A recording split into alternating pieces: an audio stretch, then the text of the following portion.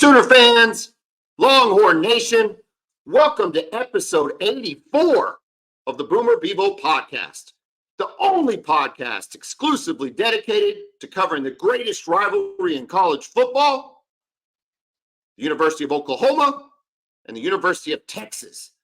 I'm here with my man, Kevin Miller. I am John Whitson. Kevin, it is Wednesday. I thought I would be done with the loss of regret and disgust and everything that came with losing in Lawrence. But then the college football playoff rolled out, and we are at number 9 behind the University of Texas, behind everyone. Kevin, we might not win another football game. See, that's typical Sooner fan right there. The sky is falling. The sky is falling, Kevin. Kevin. You can do that during games. If one thing goes wrong and your whole fan base just jumps off a cliff, what is with you guys with that? Kevin, the sky is falling. We might not win another game. Our offensive coordinator might not ever be able to call another first down after the disaster that he displayed on Saturday. I don't think it's going to happen. You're probably thrilled with where you're at. You're thinking to yourself, not only can we lose to a team, but we can lose to a team, and when the playoff predictor comes out, we can be ahead of them. Is that feel pretty good I will to you? say, it feels okay. I'm not getting too caught up in the whole college football playoff rankings right now. Honestly, I don't care at all. Because there's still so much football left to be played. I'm like, man, we got to beat K-State first before I start worrying about the college football playoff. This is the life of a Texas fan, by the way. It's like we got to wait and see. We can't get too ahead of ourselves because every time we do, the whole season just ends up falling apart. So I'm not even going there yet. Yes, I was surprised that we were ahead of OU since we lost head-to-head. The committee must really hate that loss to Kansas for y'all. They do. They hate the loss to Kansas almost as much as I hate the loss to Kansas.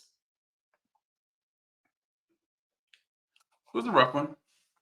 Yeah, no, it was terrible. But you got a chance to bounce back. You're right, Kevin. And we have a chance to bounce back against our in-state rival, Oklahoma State, in Stillwater, the last Bedlam on the calendar for the upcoming years. I could see a situation where they put us in a bowl game, maybe, but during the regular season, it is going to be years until we play Oklahoma State again. And Kevin, for this special edition of Bedlam, we have a special guest. Should we bring her on? I think we should. All right.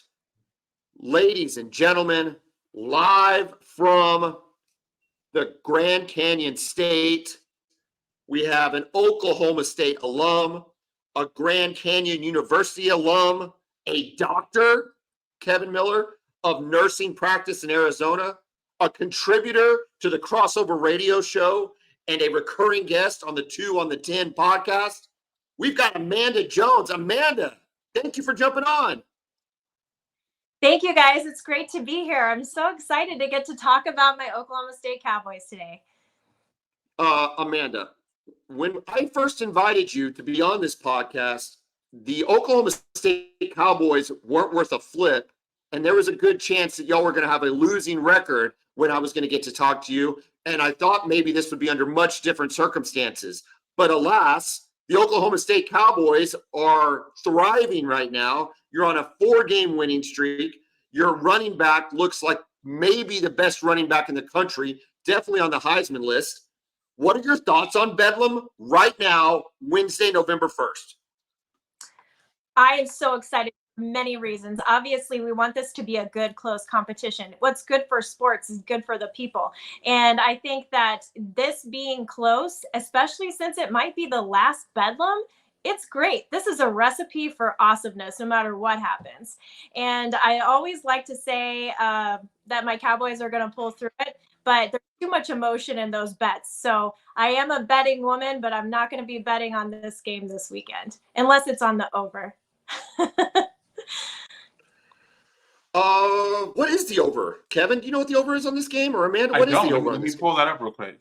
Yeah, Amanda, you might know. I actually have to look again because the last time I looked, it was this morning. But I know that it should be higher scoring. Who knows though? With Bedlam, nobody knows. The other thing is there's some injuries on OU on that side from the last game. I think if they can stop the run, for Oklahoma State, then I think they'll win. If they can't stop the run in Stillwater, with the paddle people and all the fans and the emotions and the fear of, losing that last Bedlam battle, who knows? Okay, now you went to Stillwater and you got your undergrad there. Are you now? Correct me if I'm wrong? Are you from Stillwater as well? I am from Stillwater. I am Wow. actually for my 20th class reunion. It was awesome. I stayed on campus at the Atherton. Great. It was a great experience. Okay, now listen, I'm one of those Oklahoma fans where I don't abhor the city of Stillwater. In fact, I've been to Stillwater a lot. One of the best Mexican food restaurants in the state is sitting there in Stillwater. So I love the town. However, I absolutely hate the university and I hate the football program. Can you give me a reason what to like about the Oklahoma State Cowboys? Should I cheer for them once we are out of the Big 12? Oh, easy. Yes. Everybody likes the good story of the cowboy who goes and beats the Sooners. I got to tell you, let me tell you this. I want us to win because that's how I want us to go out. And I have a bone to pick with the Sooners, with the mascot. I always have been. Who picks the Sooners for a mascot? Tell me that. Winners do. That's a good point. That's a really good. That's a good point, Amanda. Winners pick Sooners for it. That's who it is. The people that got there first. That's who gets it. Got there first. To the victor go the spoils. Kevin Miller. What were you going to say, Kevin? You were going to have some smart comment about that. No, I'm just agreeing. That's a really good question. I mean, Sooners were essentially the rule breakers, right? Yeah, that's right. Yeah, we're the that's exactly right. But that's fine. That's fine. We embrace it. We embrace it, and we like to think of ourselves. If you're not first, you're last. So that's kind of how it works. Let me ask you. Back to the football game. Can Ollie Gordon realistically win the Heisman? No. Wow. Just because he's a running back or because he plays at Oklahoma State or what? Well, I just think that looking at the season, looking at everything that's going on, I don't want to get my hopes up. So I'm going to say no so that there's a chance that happens. Well, I think he's one of the best running backs in the country. And I've told John this for weeks. Back when he was in high school, I really wanted Texas to go after him and get him. I thought he was one of the best running backs in the state of Texas and really one of the best in the country. So when he committed to Oklahoma State, I'm just like, oh, great. Now we have to face this guy. Because we all know Mike Gundy is at his absolute best when he's coaching against the University of Texas. What gets into him when he coaches against the Longhorns? Because he just pulls out every stunt imaginable.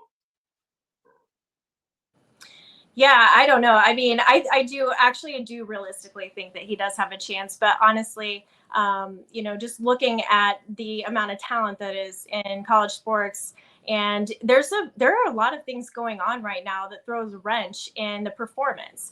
There's a lot of shifting with the Pac-12 imploding. Nobody really knows what's going to happen. So I think it's really hard. Normally at this point in the season, it'd be a little bit easier to predict what could happen with the Heisman and what could happen. But I think it's really unpredictable just because of the nature of college sports right now. Well, I think you're right, because I think that the Pac-12 has something to say about college football as a whole, whether it's getting into the college football playoff or whether it's Michael Penix Jr. making a run or even Bo Nix making a run for the Heisman. I think a lot of love is going to be given to the Pac-12. Just maybe because they feel sorry for them, if nothing else. So I couldn't agree with you more on that. Kevin mentioned Mike Gundy and the fact that he pulls out all the stops when they play Texas and has a really good record against Texas. I think you'd agree with me, Dr. Amanda. He does not have a great record against Oklahoma. What is it about Mike Gundy and his inability to coach against the University of Oklahoma?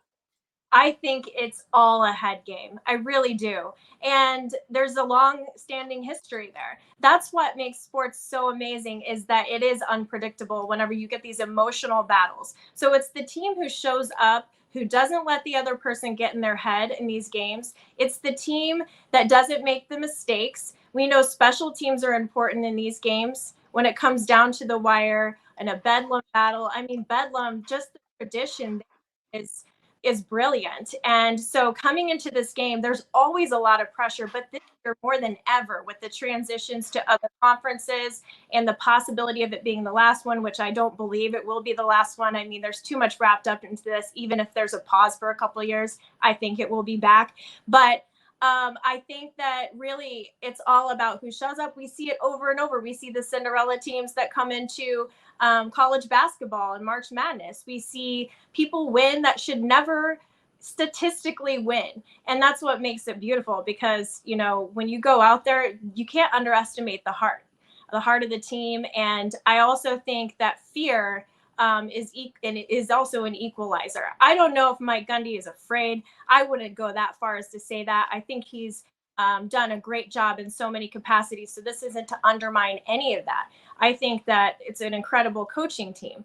But I do think that there's something to be said for the history. Every person who watches sports knows, and every athlete knows, that when you have a record that's against you, there's always a little voice in the back of your mind saying, are you going to be able to do this? And this is the final countdown, if you will, because it may be the last one.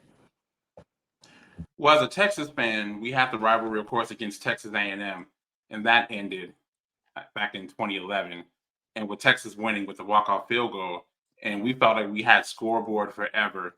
How big would this be for Oklahoma State to get that last win against OU? It would be huge because, you know, we are known as the little brother. We're known as the underdog.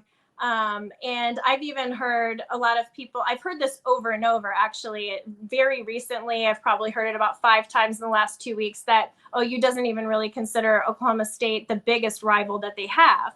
And that's okay. But I do think that the history of Bedlam there is still important to both schools. And for Oklahoma State to come out of this and win, to cap off that, you know, lifetime series of nearly 100 years, I think that it would be, well, over 100 years, in fact, right? I think that it would be great. I also think it would be, you know, potentially unifying. You asked me about cheering for Oklahoma State. I usually do cheer for OU whenever they are playing another non-conference team nationally, because I think it's good for the conference. But whenever you take OU out of the mix, I guess the best reason to cheer for OSU is it's a great state school, great town, and a lot of wonderful things come out of Stillwater. So that would be my pitch to root for Oklahoma State. Well, first of all, I am not one of those fans that doesn't think Oklahoma State is a rival. I think Oklahoma State is a rival for sure. I think Texas is a bigger rivalry for us. I think it always has been, and I think it's more about the competitiveness. But to have an in-state rival, you look at Michigan, Michigan State, Alabama, Auburn. There's plenty of schools where that right. It's important, right? It's important for bragging rights. We see Oklahoma State fan in Oklahoma a lot more often than we see a Texas fan. So to have those bragging rights, dude, it's a real thing. And I think if Oklahoma State was to win on Saturday, it would hurt for a very, very long time. It would suck. So hopefully that doesn't happen. Amanda, what are your thoughts on the Big 12 going forward without Oklahoma and Texas? Is this a conference you think y'all can run? Are you feeling like cocky and confident? Or do you wish that the cachet of OU and Texas was staying in the conference? I think I always wish that OU and Texas were staying in the conference, because that's how I grew up. I grew up watching. I learned about football watching Oklahoma State games. My dad sitting there teaching me what's a down, I remember that just growing up watching these teams. And then some of them since have left, and so there are some teams that are not there that were when I learned about everything. But I am excited, partially selfishly, because ASU, the addition to some of these teams out here, it means that I get to see my team play more often. And so I did go to the September game for ASU Oklahoma State, and man, that was just a great experience.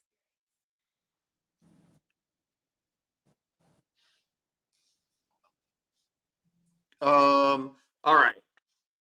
So let's talk predictions on this game. So as of right now, you said you're a betting girl, but you're not betting on this game. The line is 6 points to OSU. Y'all are getting 6. What do you think? When it all comes down to it, A, do you think you win? B, do you think you cover? Or C, does Oklahoma walk into Stillwater and blow the doors off this deal? I wouldn't be a real fan if I didn't say I think we win, but I do think that we win. There's injuries. There's the emotion of the stadium. If I had to choose, I would say that. I hope that it's a shootout. I really hope that it is, because I want to see a good game. But I do think that we can do it. We have to show up in every capacity, and we have to maintain the run game. We have to. So that is and we have to get ahead early. I think that I don't like to bet on a left-handed quarterback, so I'm not going to bet on a left-handed quarterback. Is Alan Bowman left-handed? No. Or are you talking about our quarterback? Yeah. Dylan Gabriel. Oh my gosh. Fine. Let's pick a. We all have about betting. Never bet on a left-handed quarterback. Is that true? Is that a rule? Is that a rule I didn't know about? It's my rule. My friend Tracy says it. I adopted it a while back. We call him Crazy Tracy. He does all the stats, and he, has some great predictions. He's on the crossover show that I'm on too. And so after watching the trends, I said, yep, I adopt that rule. We never bet on a left-handed quarterback. Chris Sims was left-handed. Yeah, he was terrible. He was one of the worst. He was one of the worst quarterbacks in college football history. If that's who we're bringing up is Chris Sims, then I'm all over. That's what I'm saying. No, this might be making her point. Don't bet on it. Yeah, Chris Sims is terrible. Is he really? He was left-handed, wasn't he? Yeah, he was. You know this, Amanda? Absolutely.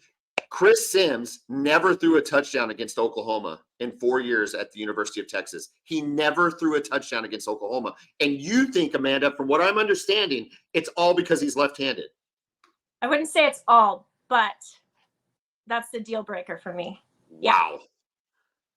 I just thought it's because he sucked, but apparently it's because he's left-handed and he sucks, Kevin. How about that? Basically, Dr. Amanda thinks Chris Sims sucks. That's what I got from this whole story. She's a doctor. I'm not going to question her judgment here. Dude, whatever. Listen, Amanda, that's a bold pick. So you're going for Oklahoma State. Okay, so here's the deal. Kevin and I always have a bet, okay, when it comes to OU Texas. We've been friends now for 7 years. We bet OU Texas. We don't bet the spread. There's no reason to bet the spread, right? Because it's a rivalry game. You don't bet the spread in a rivalry game.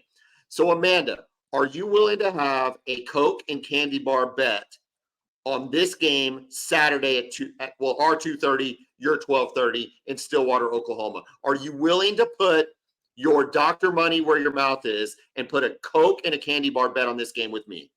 Absolutely. Now, I wish I was a doctor of football. I'm a doctor of nursing practice, but hey, I'll do it. I'll put my Dr. Pepper candy bar bet in on it. And well, just for the record, when you go to the store, it's going to be a Coke Zero that you buy. All right, because that's the best Coke ever. And Kevin just paid this bet off, and he paid it off with a white chocolate Hershey bar, the one with the cookies and cream. The cookies and cream, yeah. Yeah, so just be ready to. I'll send you my shipping address. You can send it on Amazon. I don't care, whatever. It doesn't matter. We'll get it. You can get it paid. Real quick before we let you go, Amanda, because now, what are you doing tonight? Do you have basketball tonight? I have basketball tonight. So I am a diehard Grand Canyon University basketball fan. If they ever play Oklahoma State, I'm going to have a real dilemma. But yeah, I go to every game. I go to the WAC tournament in Vegas each year. I'm really excited. It's the opener, so it's non-conference, but I'm really looking forward to it. So it's the craziest party in college basketball. That's what it's been dubbed. So you can find some videos online about that, but love Grand Canyon, love Oklahoma State, both my schools. So now Grand Canyon in the tournament last year? Did they make the tournament last year? So Grand Canyon did, and they played Gonzaga. So that's right. That was tough. It was a tough opponent, but they were excited to do that. And we have some great talent in the team. We have a great coach. Dan Marley was the coach before, and he did a great job bringing a lot of attention to Grand Canyon, a lot of great opponents, building us up so that we could compete. And when we were tournament eligible, we've just become stronger each year. So we also had Walter Ellis was drafted in the first round to the NBA. So awesome. Well, here's the thing, right, Kevin, correct me if I'm wrong. I've never understood why like Arizona State isn't better at college basketball. Because Agreed. They'll produce players every so often, but never a great team. Because Phoenix is a great town. It's a major league town. Like if you can't recruit to Phoenix, I get it for football. It's freaking hot. But basketball is inside a gym. Who doesn't want to go to Phoenix and be in that perfect weather all the time? It doesn't make sense to me. Arizona State. I mean, come on. Yeah, but it sounds like Grand Canyon is going to take the mantle, and because y'all have all the momentum in the world, right? I mean, when you talk about momentum, y'all are really, really building a program there at GCU. My point is I think you're going to surpass Arizona State and probably become the basketball power right behind Arizona in the state. Am I wrong? I would love to see that happen. We actually have two from the transfer to Arizona State basketball players now. So I'd like to see how the magic happens there. You know, whenever you have people that have played together, grown up together, worked together, any of those types of partnerships, you love to see that play out on the court or on the field, wherever it may be, whichever sport it may be. It's getting really interesting with the transfer portal and NIL and all of that stuff. I think it's getting exciting. Stay tuned. Okay, real quick. We've got to mention you are also a Phoenix Suns fan. Kevin, she's a Kevin Durant. Are you a Kevin Durant fan too now? Is this what you are? I'm just a Phoenix Suns fan. I love watching. I love the stats. So I love just, throughout the season following the stats. Is this guy going to beat, what he's done in every game beforehand?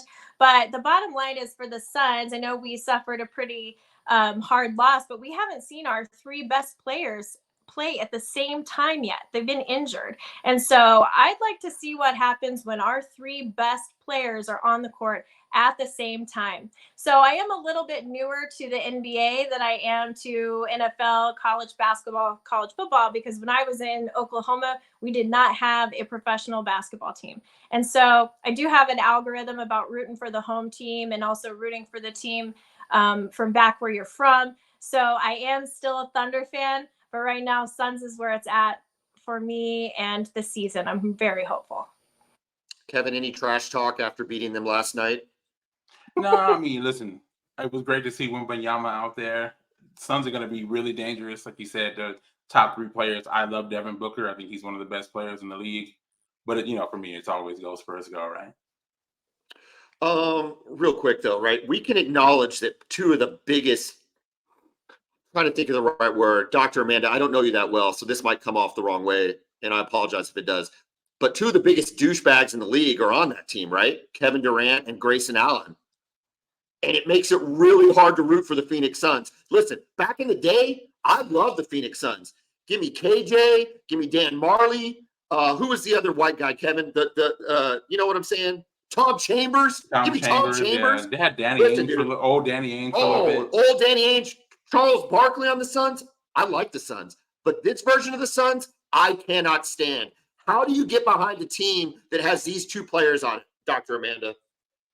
Just like any other team in life, you got to just manage the personalities. And where I feel like the best example of this is watching that documentary about the Olympic team. Kobe Bryant wasn't a favorite of many people at one time. And I think whether it was that he was misunderstood or that he had different things he was working through, it just depends. We're not always going to understand the personalities, but what I like to see is it played out on the court. Now, I don't like it when people get disrespectful and start assaulting each other, making statements to fans. Those are things that we never want to see, and that quickly loses my interest. But as far as what they're doing on the court, I think it's good whenever you can see people of varying personalities get together and do something superhuman. It always is more fun when there's great character on the court, too. And don't mind John. He's still bitter that Kevin Durant left the Thunder 7 years ago. So I keep telling him to get over it and just move on with your life. It's better for his own sake. These scars don't heal, Kevin. These scars don't heal. So here's the situation, right? Here's what happened, Dr. Amanda, is we let a Longhorn in. Does that make sense? We let a Longhorn worm himself into like our sports world. And we were seduced. Okay. So we were seduced and we're thinking to ourselves, man, this guy's awesome. He shoots. He's a great shooter, maybe one of the best shooters in the history of the game.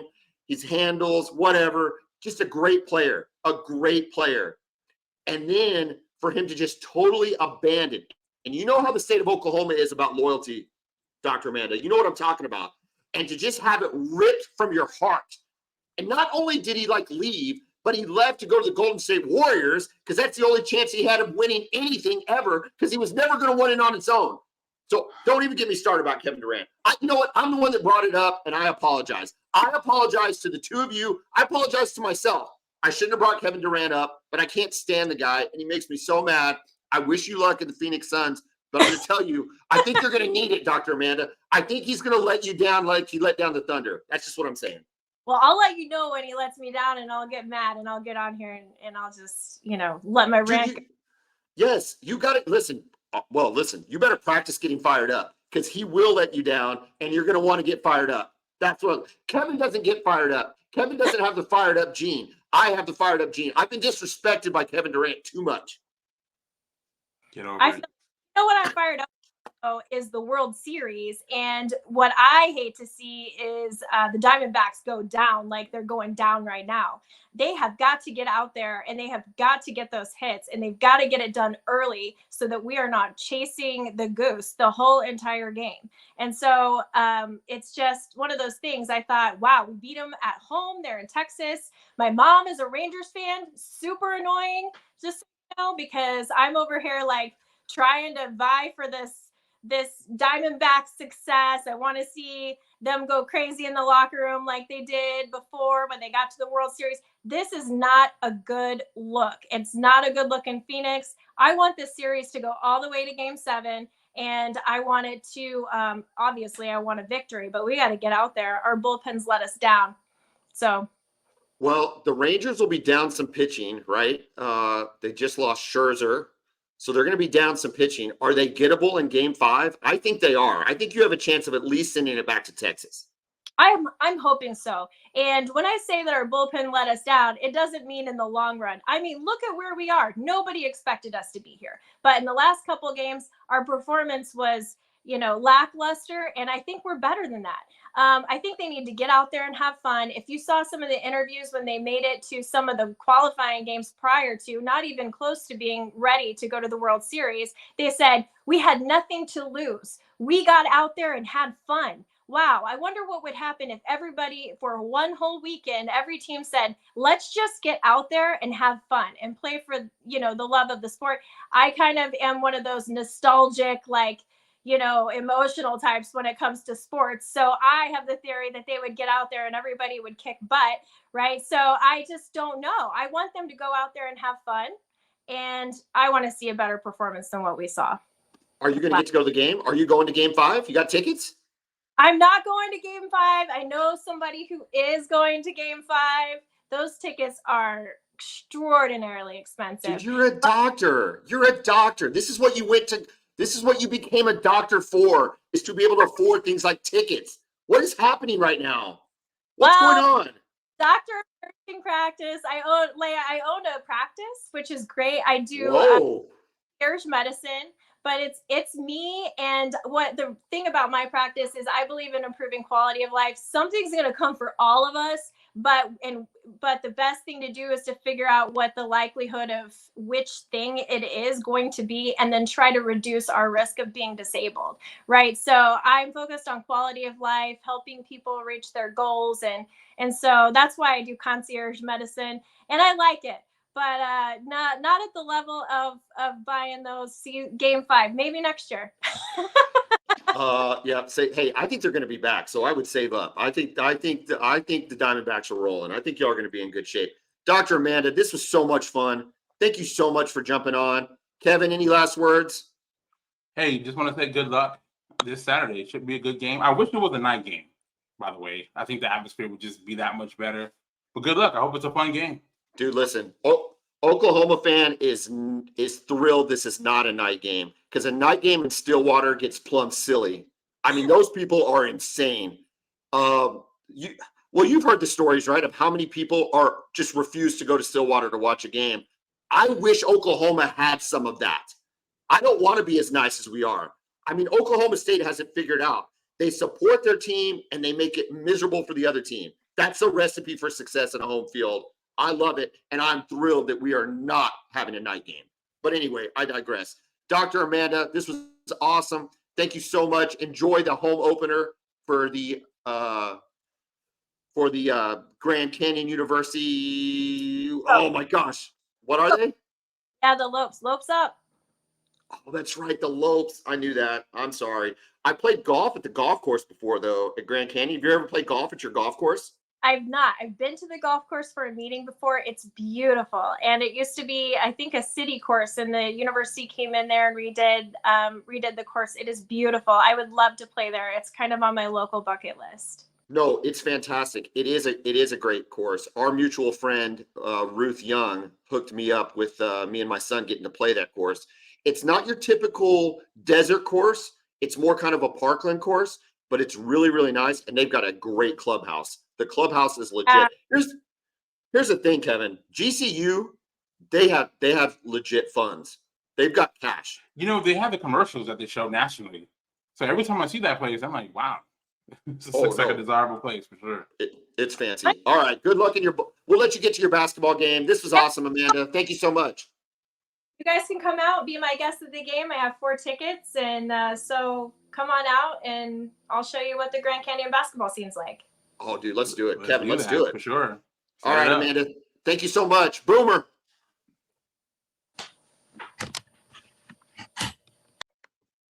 Kevin, how about Amanda Jones? Yeah, that was great. How about Amanda Jones for joining us?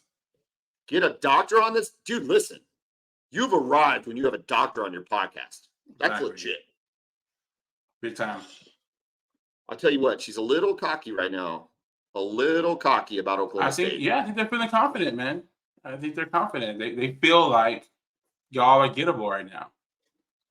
You know what? She's probably right. I think we are gettable right now. Are we just going to get into our Bedlam preview?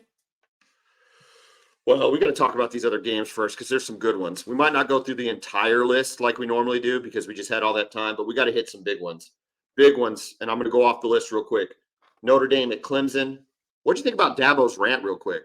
Does Dabo have the right to rant on a former Marine who had served overseas and had a simple question to ask about why his team's not performing? Well, I mean, I kind of get why he's frustrated because they've been so successful, right? And before he got there, he said, no, they weren't good at all before he got there. He gets there, and they win 2 national championships, and I think played for at least 1 more in the time. But you become a victim of your own success in these instances, right? So I don't like the way he handled it, but I do get him being annoyed by being questioned after they've had so much success. Well, you know what? You're, and Brent Venables is a Dabo Sweeney guy. His response to does Jeff Levy deserve the criticism from the fans that he deserved is, this is a direct quote, they deserve the right to be pissed. They're the fans of the program. It comes with the job. You're going to get criticized. So it's interesting to see the subtle difference between Dabo and Venables. However, Dabo's probably got a lot more scar tissue built up over the years. Yeah, and that's the thing, right? Because he's won multiple national championships. I think that's why he's frustrated. I think Coach Venables is still getting things going, building his program at OU. Brent had won two natties and played for a couple more. I mean, he might feel a little bit different about it. I agree. I think listen, I think you're allowed to say whatever you want, but I just think it's a bad look, I mean, just insulting guys and calling him a boy or something like, or a 12-year-old. I don't know. Yeah, to me, it's just kid. A kid. Yeah, call him a kid. It's like, how about Coach? Do you think you make too much money? You know what? I sleep well at night. 2 national championships. Thank you. You have a great night, sir. You like those natties, right? You celebrate. It'd have been really easy. So I don't know. I thought that was a bit much. But the thing about Dabo, real quick with Dabo though, he's got to modernize himself. He's got to get with it, man. Either he's gonna get on the train with NIL and the transfer portal, or he's gonna get left behind. And we're already starting to see it. So he's gonna have to decide what he wants to do here. You said it right there. It's NIL and transfer portal.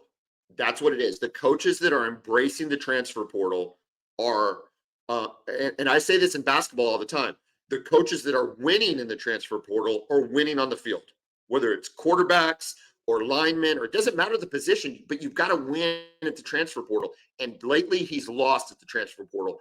And He when doesn't you see what believe in it. he doesn't believe in it. And when you see what DJ Ukulele is doing at Oregon State, or is he at Washington State? No, Oregon State, you had it right. Oregon State, you're like, oh man, maybe that guy was pretty good. And you think to yourself, what could he have done with Garrett Riley? Like, Garrett Riley can scheme up some offense. We saw what he did at TCU. We know the lineage he's got. It's just it's an interesting thought, but you're exactly right. All right. And he hates NIL too. Yeah, look, we've kind of gone off the path a little bit, but let's take some time. You're absolutely right. I hate NIL. Fans hate NIL. We all hate it. Not all fans. We? Do you hate NIL? No, not at all. It's $1 billion industry, man. The scholarship thing doesn't cut it for me anymore. It did back in the day, but it's $1 billion industry and everybody's profiting off of it. Players got to get something. Well, first of all, I think they do need to get paid. I don't like the bags of cash at recruiting time. I think I just don't love that. You're not going to get an argument from me on that. But so NIL in the form of we're recruiting and go talk to this guy and he's got your bags of cash. That to me, I just don't love. I don't like that. However, Dylan Gabriel or Quinn Ewers or Xavier Worthy or whatever, Danny Stutzman, like what Danny Stutzman did after the Texas game, to me is the quintessential NIL. He had a tremendous moment. He gets to capitalize on his name, image, and likeness because he performed. Like, I love it. Sell as many T-shirts as you want. But the bags for kids that haven't even stepped foot on a college football field, I just can't stand it, man. I can't stand it. Yeah, I do understand that. But again, like it's cool to turn on, your local TV and see, we'll use Drake Stoops in a local AC company commercial, right? I mean, that's his name, image, and likeness. He's a locally famous kid. He gets to make a little bit of money, right? It's not a huge contract. Yeah, like that's what it is. That's I'm all for. But even though I don't like it, but I think we see it from the same perspective. He can't not like it. He has to embrace it. Yeah. Or he's going to see his team fall further and further behind the likes of Florida State, Miami, and of course the powers. I mean, look, I don't think Nick Saban likes it, but it hasn't hurt his recruiting. Kirby Smart's engaged in it. Brent Venables engaged in it. Ohio State's engaged in it. Michigan's engaged in it. The Blue Bloods, Texas is engaged in it. The Blue Bloods jumped on this quick. They jumped on it quick. They were not late adopters. Well, I think Saban might be upset, right? It just makes everybody else even. Because we all know Alabama players were driving tricked out Dodge Chargers in 2011. Well, that's fair. Yeah. Yeah, that's true. So, A&M's at Ole Miss. Ole Miss is a 3-point favorite. That is an interesting line. Listen, this episode might run a little long because there's so much good stuff going on right now. But did you see Lane Kiffin's press conference where he threw shade? Where he threw shade at Jimbo. He's all over him, man. Yes. All over it. He says, I guess we're playing a team that's just happy to get to bowl eligibility. He's like, but with a team that has that personnel, you'd think they'd want a little bit more. I loved it, dude. Yeah. Lane Kiffin can talk trash with a straight face better than any coach out there. Yeah. It is incredible. And he's been this way for a decade plus. Oh, it's so good. Yeah. It's so good. Lane Kiffin is good for college football. He might be a douche. I don't want him coaching my team, but he is good for college football. This is a big game, though, because if A&M loses this and this season's falling apart, that recruiting class is going to fall apart, right? I know Texas have been reaching out to Dominic McKinley. You remember him, right? 5-star guy came down to Texas OU and Texas A&M. Texas is trying to get him on campus for the game this weekend. I don't know if he's coming, but I'm saying A&M needs to get some wins together, and they need to do it soon.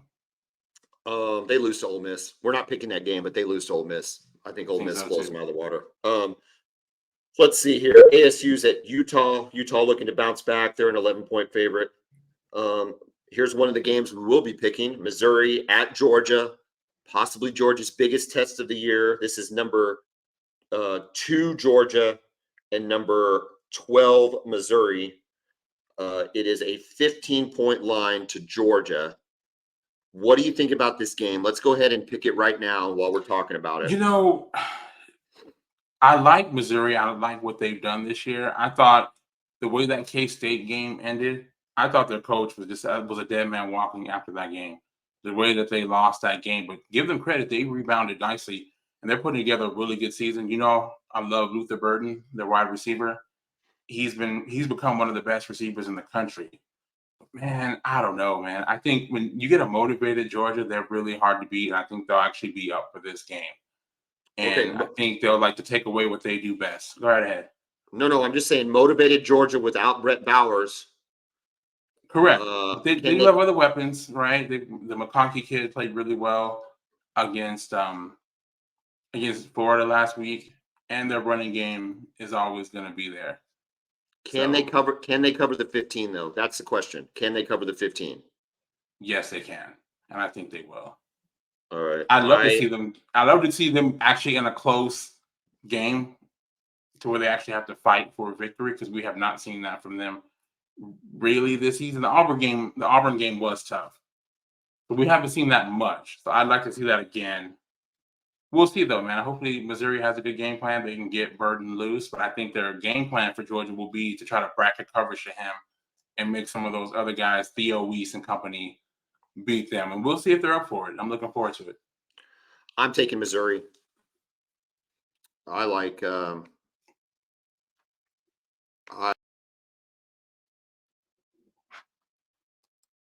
listen, man, I'm going with Missouri. I just think it's too many points. I know Georgia's at home. I know Georgia's probably going to win it, but I'm going to just take Missouri and see what happens. Well, it's, like you said, man, Georgia is definitely beatable this year. I think we just lost John again, but Georgia's definitely beatable, right? I just don't know if it's this Missouri team that can take them down.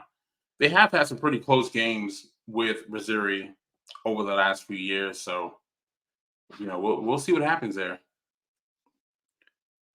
Penn State is at Maryland. They are an 8.5-point favorite. I don't know. This again is one of those Big Ten games that just doesn't get me fired up. Florida State, number 4 Florida State at Pitt. Pitt is getting 21.5 points. You'd like to think Florida State probably rolls in this situation. Vatex at number 13 Louisville. Louisville's a 9.5-point favorite. Running through some of the Big 12 games, UCF's at Cincinnati. Houston's at Baylor. Auburn's at, this is an SEC game, Auburn at Vandy. Cal at Oregon, number 6 Oregon. KU coming in at 21 in the college football playoff is at Iowa State. Interesting line, though. Iowa State, 2.5-point favorite, Kevin. Wow, how about that? So they must feel that, that Kansas thing maybe was a fluke last week, or maybe they're just going to be so on cloud. We've seen this from teams, right? You have a huge victory, and then you struggle the next game. They must expect that with Kansas this weekend. And they have to go on the road. So that's big game, and then you go onto a road to a pretty good team with a good defense. ISU's better than they were at the beginning of the year. Still interesting line. But here's another game we're going to pick. Washington at Southern California. This is in LA. This is number 5 versus number 20. USC is getting 3 points. I think Washington blows the doors off of them. I don't think Alex Grinch has fixed anything on the defense. If anything, they're worse. I just can't imagine a scenario where Penix doesn't have a career day in LA. I'm going with the Washington Huskies. Yeah, here's the thing, though. Since they beat Oregon, I have not liked what I've seen from Penix in Washington overall. Offensively, they just haven't looked right. They haven't been in sync with him and those talented receivers. I haven't liked it. But with that being said, I think they're due for a bounce-back game. They'll be ultra motivated being on the road. USC in that conference, it's like playing Texas and playing Oklahoma when you're in the Big 12, right? You're going to bring your best. for that particular opponent. I'm curious to see what Lincoln has in store offensively, but man, that defense, right? You saw what happened with Cal. I mean, 49 points. Again, they're a 2-point conversion away from losing to Cal, right? So, Yeah, I mean, it's listen, a 3-point favorite for them for Washington, right? You said they're a 3-point favorite. that's correct. Yeah, I like them to win and cover. Just real quick, I mean, here's the thing, right? This is for an offense that is struggling. I will acknowledge that. I agree with you. In fact, I talked to them similarly the way I talked to Oklahoma last week, that they haven't looked right, but they got out with the win against Stanford. We did not get out of a win against Kansas. But this is a get right game for your offense. You get to go up against this defense. They're terrible. I think Washington rolls. The other game we're going to pick, LSU at Alabama. This is number 14 versus number 8. If Alabama wants to put a stranglehold on the SEC West, they have to win this game. If not, there will be a 3-way tie atop the SEC West with the aforementioned Ole Miss, LSU, and Bama. Bama is a 3-point favorite at home. This is the best offense they've played since they played Ole Miss, and I think it's a better offense than Ole Miss. I like LSU here, but I like Saban in these big games. Where are you leaning? I like Bama in this one, man. I love the way their defense has been playing really all season, except for the Texas game, right? I think they get after the quarterback. I think they're good in all 3 levels. To me, this game was going to come down at LSU's defense. They've struggled all year. They've given up some big plays, some high scores to several opponents this year. And what kind of game plan is Alabama going to have offensively? Can they get that running game going? Are they going to hit those deep shots that they've been able to hit at the right moments all season with Jalen Milroe? But, man, I like Alabama. I just trust Saban in this matchup, even though he beat Brian Kelly last year, right? Let's not forget that. But I think the way the two teams are constructed, I like Alabama. Listen, I do like Alabama. I like their defense right now. I think they're going to do a lot to shut them down. I just don't know they can stay with a scoring duel with them. If it turns into a scoring duel, I like LSU. I think they have the ability to put the points up. Completely agree.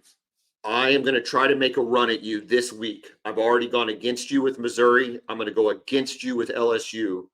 This is my week to make a run. LSU, let's go. Go Tigers. Lastly, Oregon State's at Colorado. Colorado's getting 13 points, and then UCLA is at Arizona. Arizona getting 3 points. I think both of the favorites, Oregon State and UCLA, win in those games.